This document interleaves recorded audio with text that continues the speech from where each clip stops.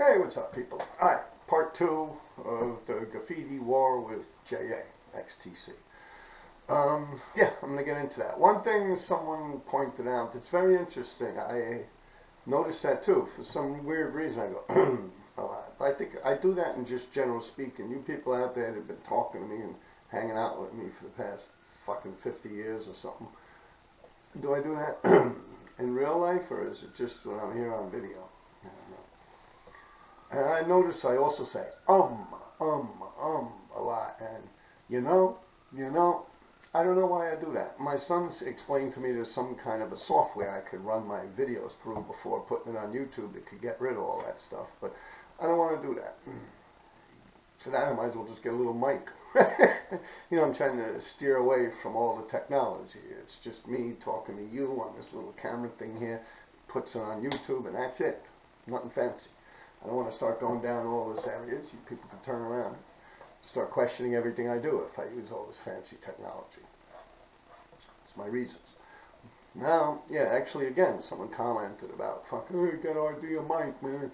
I got $5 or some shit, man. Fuck you. Stick your $5 up your ass. I'm not getting a microphone like that. A little thing like that, it's not happening. Fuck off. Yeah. Now, as far as it goes with this whole JA beef, I went into a lot of it. And I pretty much left off at the point where he was going down to Tishman, and these guys, Ghost, RIS, TK, and that whole group of people, they robbed him down there. They beat him up and they robbed him. At least that's how it was brought to me. That's the story I heard. Whatever happened, I don't know, you'd have to ask them. And he was getting in touch with Nash, and Nash was telling me, yo, these guys, Ghost, RIS, TMR, TNR, and all these people, they're going to kill you. They beat up JA, they took all the spray paint, and they said they're going to kill you. That they're coming after 357 or something like that. Right? So I was like, well, don't worry about that shit. I've been listening to shit like that from day one, you know. Everyone's coming after us. It was nothing new to me, I swear. So, really didn't put much attention into it, like I've explained. Then all of a sudden, these guys start going over me on the trains with JA. So I remember I reached out to Nash, OA. He was pretty much the only connection I had between JA and stuff. I really explained it in my last part. So I asked him, I said, well, wait a minute now, you know, these people attacked JA. They beat up JA. They took JA spray paint. So now he's hanging out with these people. I said, how did that happen? Yeah, I really wouldn't give a fuck, but this shit is going over mine. Like, actually, there was a whole car. It's like JA, it's got Ven on it, it's got Ghost, it's got like all these people on my show. How the fuck did that happen? You know? So, I don't know. It was brought back to my attention that apparently he had met up with these people and worked out some kind of a deal. He got them spray paint or whatever, and he jumped on their bandwagon. Now they're all crossing me out. All these people. I really don't know why. Like I've explained. Honestly, I have no idea why these people are doing this. I swear. No idea whatsoever on the face of this earth. I explained all my contacts and my meetings and my knowledge of what was going on with JA in my last podcast. So now, I would have to say that I really was not worried about these guys going over me, because they, well, the main guys, like Ghost and them, were from Queens. So, as I explained before, PK and a bunch of the people I know are from Queens. So I just figured I could get in touch with my people in Queens to get in touch with those people in Queens and just dead this shit. No big problem. I don't give a fuck. Spray paint was really no object to me at that point. I was robbing the Winter Garden Theater, where they had the Broadway play Cats. The big Cats, you know, that big Broadway play. I'd sneak into that place. I'd steal cases and cases of paint. I didn't even put shit. I stole the dolly and even filled up a fucking dolly with about fucking 12, 15 cases once. Wheeled it right out the fucking place. So I had unlimited paint supply.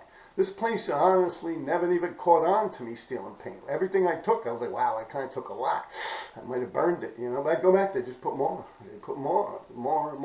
Like they just weren't doing inventory on it. So paint, spray paint was no object to me whatsoever. I was chilling. And I mean, I didn't even give like Lace and KK and them, you know, paint here, yeah, you go. I mean, KK, he always came prepared with his own stuff because he had these color schemes and, you know, these wild style pieces that involved certain colors that he already had put in place in his mind. So, yeah. But yeah, paint was not a problem to me. So I could have kept going over them fucking guys like crazy. But I really did try everything I could to like make the shit not work out the way it worked out. Because I was noticing, me, I'm out there. I'm in the fucking trenches. I'm fucking out there, man. I'm not just going under Central Park and doing some shit. I'm like in the D yard. I'm hitting the sixes. I'm going over here. I'm going over there. I'm jumping around with Nash, Richie. I'm going to Grant. I'm fucking Halsey. Fucking all types of places. Linden Boulevard. Like all types of crazy places, man. So I saw the trains disappearing. I'm witnessing this with my own eyes. I'm seeing less and less trains with graffiti and more new trains coming on. Like the 3 train, boom, it was all brand new trains. The 1 train, boom, all brand new trains.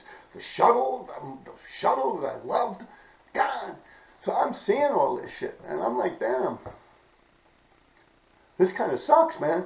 Because like every time I do a whole car, it ain't going to run. Every time they do a whole car, it ain't going to run, you know. So I kind of put 2 and 2 together. And I honestly will sit here right now in front of this camera and tell you that JA XTC has done more damage to the graffiti culture back then than any mayor has ever done.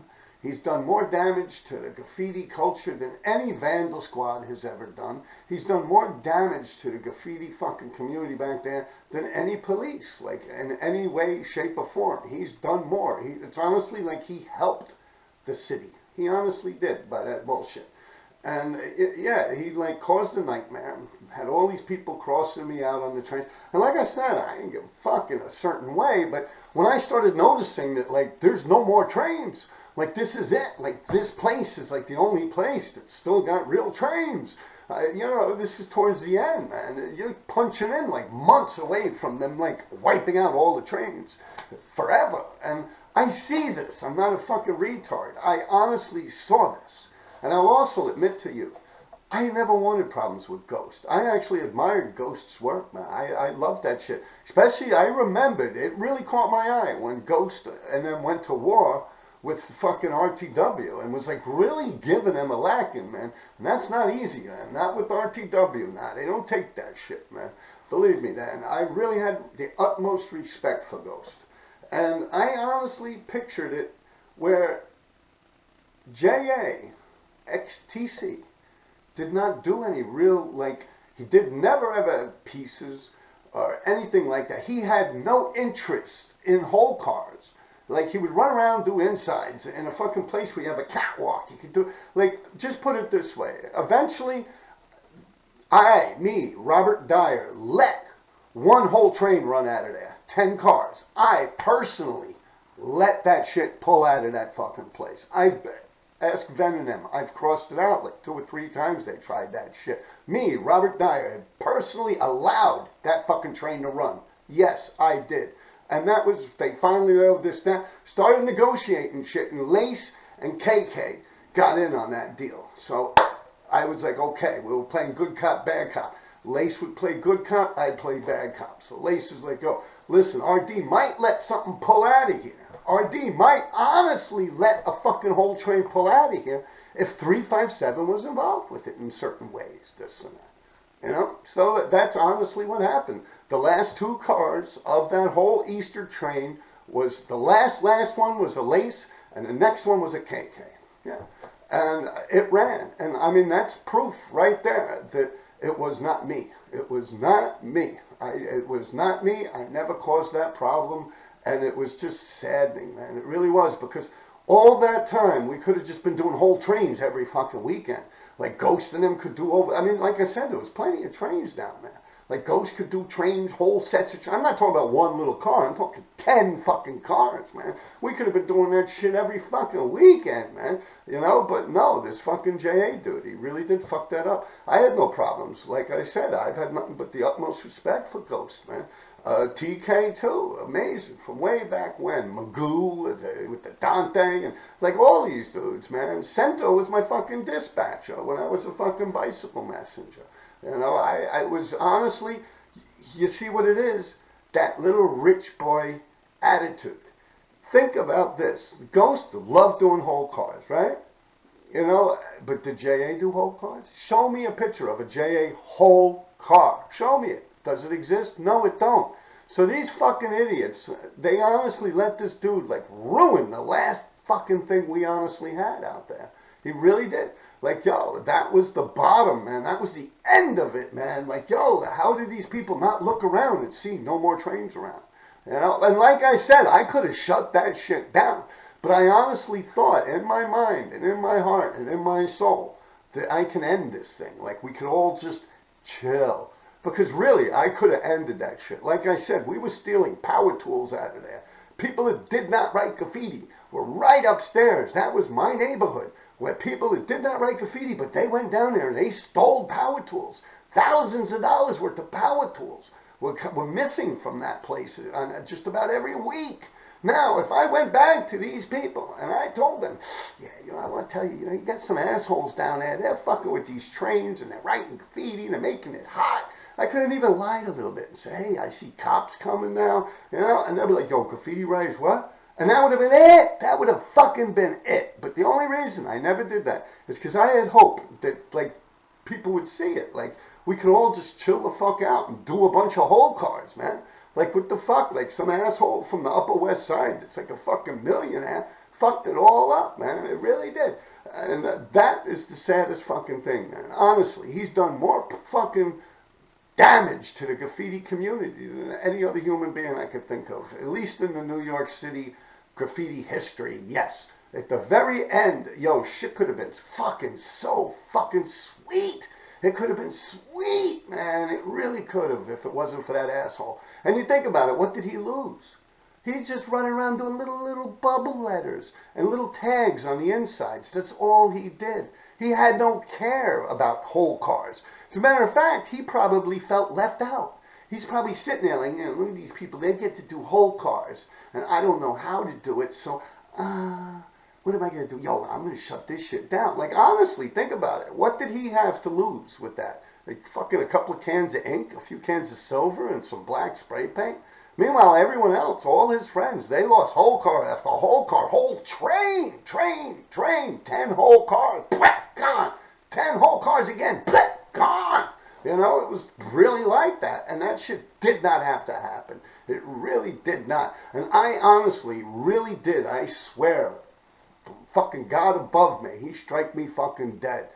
I ain't even bit my own tongue and put my own pride in my back pocket to try and fucking not let that shit happen the way it did, man. Honestly, I really fucking did, man. And you know what the funniest thing is? All of a sudden, all these whole cars, I'm not talking about little bubble letters like on a gate. I'm talking about the whole sides of trains getting smashed. They're not even fucking pulling out. They're never leaving. They're parked there. They're getting smashed. By the time they pull out, they're all crossed out. No one could get any good pictures of anything. Yeah, it's a true fucking story. And what's J.A. losing? Nothing. You know, as a matter of fact, I don't think J.A. even went back down in that tunnel after that point. At that point, it was just Ven, Ghost, TK, a bunch of other people just going over me, but no more J.A. J.A.'s like, well, I ain't going back down there. Like, I'm dead fucking serious. It's like they were idiots, bro. They really were. Like, things could have been so much fucking different, man. It really could have, and that's what bothers me the most about J.A. Yeah, he really did. Like I said, he had nothing invested in it. If anything, he would rather these whole cars not run, because then it's got nothing to do with him. But yet, he's got whole car dudes coming after whole car dudes and creating a nightmare. He really did, man. And that's not props. That's just stupidity. And that's just some assholes in Queens that, like, followed his fucking lead, man. I'm dead serious, man. That's really, really the way it was, man. I mean, even Ghost, mentions in a book, like, wow, look here, RD crossed me out. Like, if he would have just that, yeah, he's right. I didn't go over him. I could have fucking just did an RD whole car over that fucking ghost if I wanted to. You know, when I was going over them people. But I just want to let you dudes know, like, how stupid this is. Like, I'm not going to sit there wasting hundreds of fucking cans of paint and shit that, you know, it really was. Like, RD. You know what I'm saying? Like, I really, I'm happy that my movement towards that, he actually kind of caught it. Was like, how come RD just put like a stupid little like thin thing through me? Like, why didn't he just totally smash me? I mean, I'm trying to give out signals that like, yo, it doesn't have to be like this. I really did. And it's just, I don't know. Like I said, JA created a fucking nightmare. It was like people dumping paint fucking for nothing, man. The last time I saw something like that was probably when TFA and TVS were crossing each other out. Beautiful whole cars. Well, these were more under the windows. These ain't even whole trains. I'm talking like if TVS did something, TFA would go cross it out. You know what I'm saying? If TFA did something, did TVS. It was a weird thing. I remember seeing that. Maybe I got the crews wrong. I was kind of young, but yeah, to the best of my knowledge, man, it was something like that. You know. And I mean, yeah, this guy was really like, I don't know, he had nothing invested in that. He lost the least amount. If anything, if he should get any props for anything back there, it's probably being a smooth talker, man. They're fooling these motherfuckers into that bullshit. But like I said, I was hip to it, man. I was fucking hip to that shit because I grew up around that shit. I could give you a perfect example. As a matter of fact, someone had mentioned to me, and they were right. That's what I meant about, you hit it right on the nail. I don't remember who you are on my comments in my last video, but you're right. That exact story that I'm talking about was the Babyface killers. Yes, that's true. Central Park, yes. One of them filthy rich, yes. The other one, no. One of them from the Upper West Side, yes. The filthy rich one. The poor one that suffered the most, yeah. Had a legal aid lawyer. Boom! All of a sudden, yeah, the Babyface killers, man. Babyface butchers. Central Park. True story. Personally, I think the person they sliced up and killed and threw in the fucking, debowed him. Literally cut his fucking guts out. We're playing with this shit. And then threw him in the fucking river. I believe those kids should have got a fucking medal. Because first off, that dude was a fucking pedophile. Nowadays, you would look at that shit like that dude's a fucking Epstein. For real. You would look at that dude like, what the fuck are you doing drinking with fucking children, man? I'm 50-something years old. And I believe that guy was like in his 50s. I wouldn't drink with like a fucking 17-year-old or an 18-year-old. Like, what's this? Come on. Like, how is this world built? Like, how did them poor kids go to jail? I mean, okay, they made an art project out the fucking dude's guts. I get it. You know? But other than that, man, yeah, he was a fucking pedophile, man. And they caught his ass and they fucked him up, man. He was trying to fuck that little girl, man. Bottom fucking line. And the kid was like, nah. And they started going, they took the fucking dude's head off, man. For real. Read about that shit, man. Central Park, Babyface butchers, man. Yeah. Fucking A. Yeah, perfect example. Yeah, I knew the kid's family, the boy. Yeah, very well. Yeah, true. And I can also tell you about another story. Now, this person's mad cool, man. No disrespect at all. Her name is Vanessa Hayden. Okay? Now, let me tell you, Vanessa Hayden's mother was a big shot in Ford Modeling Agency. Ford Modeling Agency. I don't know how else to explain it. Google it. Ford Modeling Agency. 59th Street, First Avenue. Mother kind of ran the shit. Now, what happened is, this Vanessa Hayden had a lot of money. I actually was dating and almost had children and married her best friend, Melissa. Anyway, so I lived with the woman for many years. And this Vanessa Hayden used to go out with this guy named Valentino. All right? Now, Valentino is a high-ranking member of the Latin Kings. And this is going back, man. You know, so yeah, this guy was a very high-up guy in the Latin Kings. His name was Valentino. He lived on 79th Street above a library. This is going back, like I said. We're going back to like the early 90s, late 80s, something like that. So, yeah, she would go out with this guy. And like I said, flirting, you know, this, that, you know, the whole seedy underground, and my boyfriend's a bad boy and stuff. And like I said, I got nothing against Valentino and them, you know. The way it was pitched to me, and I know the guy, I've seen him around. High-ranking member of the Latin Kings. I don't know, ask any Latin king out there, Valentino, light-skinned dude, eyes, Puerto Rican. Anyway, it's got nothing to do with him.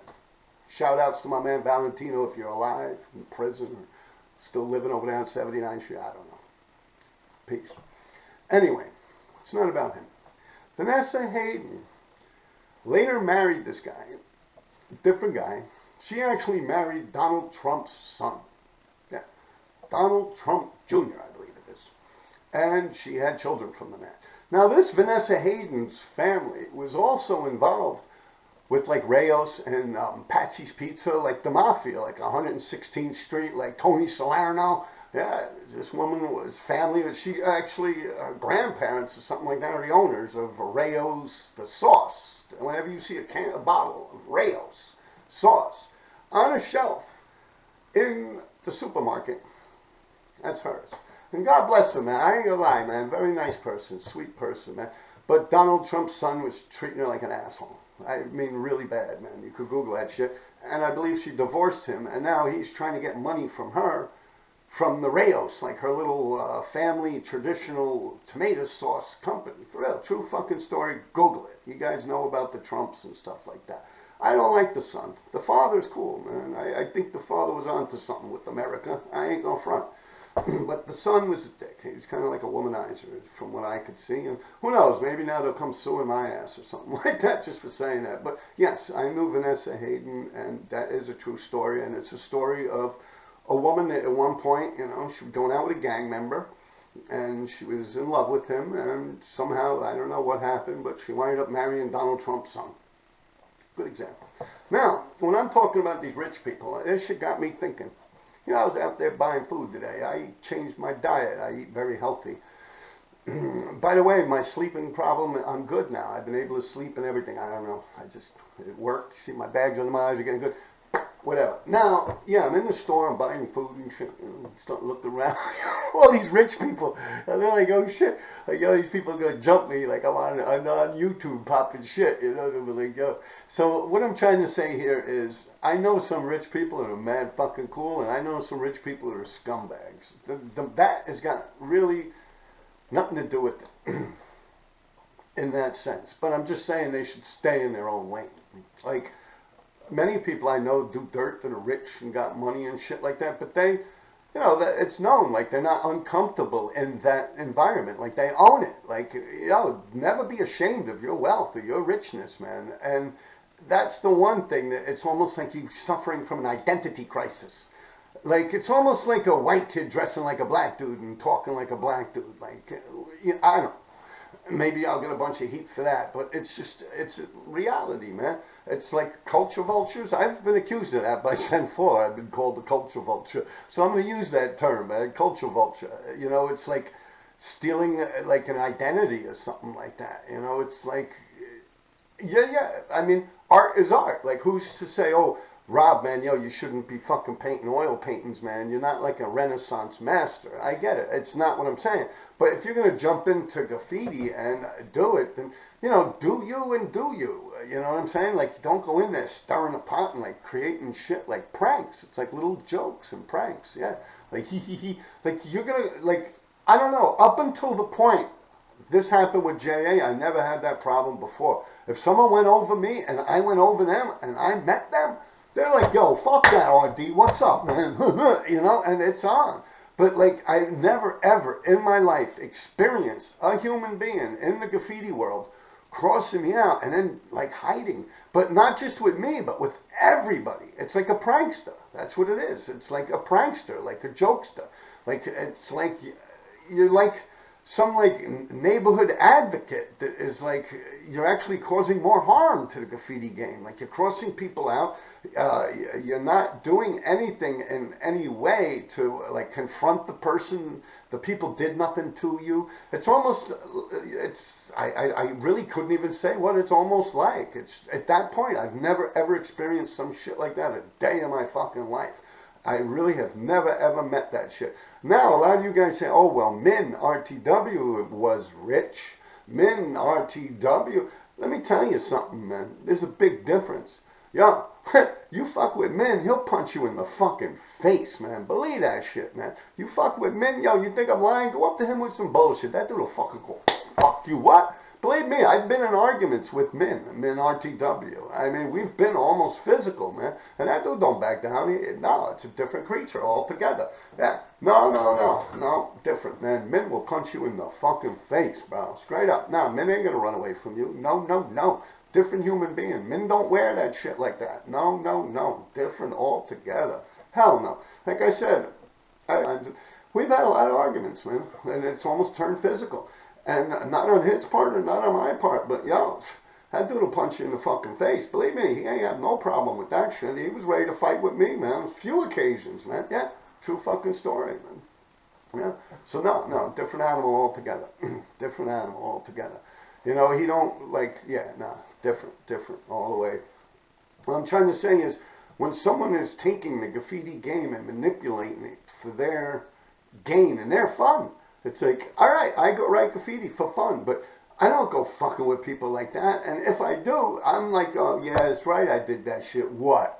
You know what I mean? I'm not going to say, oh shit, let me get the fuck out of here, you know? And I'm going to get into situations where, yeah, this is just a little break off from the tip of it, but yeah, it's going to get deep. It's going to get deep. And yeah, see, I keep going, and I don't know what the fuck that shit is, and and I'm, and this and that. Yeah, alright people, let's just keep it like that for now. Alright, if I come up with anything before I put it, I'll continue on. But, I mean, I do have a lot more, but it's just redundant to what I already said. Alright, man.